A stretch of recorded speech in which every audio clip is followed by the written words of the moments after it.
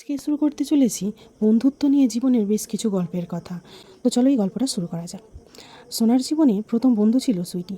Class 3তে bench share করা থেকে শুরু করে টিফিন ভাগ করা, হোমওয়ার্ক কপি করা, স্কুলের পেছনে কাঁচা আম খাওয়া, সব একসাথে। বাড়িতে সোনার জীবনটা অন্যরকম ছিল। বাবা মা দুজনেরই চাকরি করেন।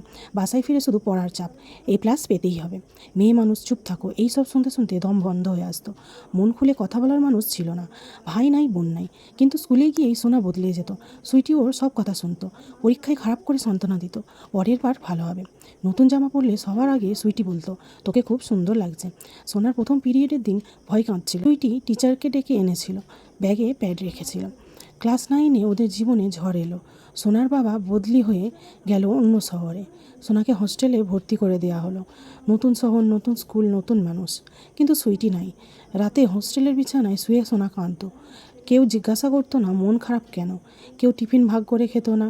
পড়াশোনা খারাপ হতে লাগলো, একা একা লাগতো, মনে হতো জীবনের কোনো মানেই নাই। ফোনে সুইটির সাথে কথা হতো। সুইটি রোজ রাতে কল দিত, খাইছিস, ঘুমাবি কখন, আজকে কি পড়াইলো। দূরে থেকেও সুইটিই ছিল ওর সাহস। সোনা সুইসাইডের কথা ভেবেছিল একবার। সুইটিকে বলেছিল। সুইটি সেদিন সারা রাত ফোনে ছিল। কাঁদতে কাঁদতে বলেছিল, তুই না থাকলে আমি কার সাথে বুড়ি হব, কার সাথে শাড়ি পরবো, ঘুরবো, প্লিজ থাক আমার জন্য। সোনা থেকে গেল সুইটির জন্য। কলেজে উঠে সোনা আবার নিজের শহরে ফিরল।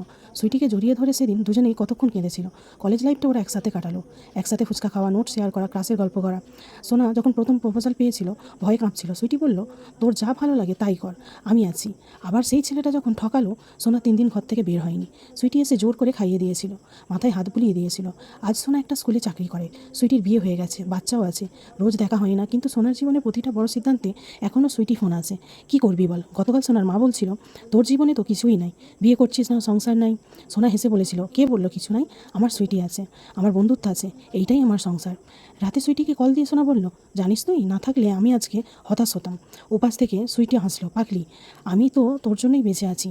কিছু সম্পর্ক রক্তের হয় না, তবুও জীবনের চেয়ে দামি হয়।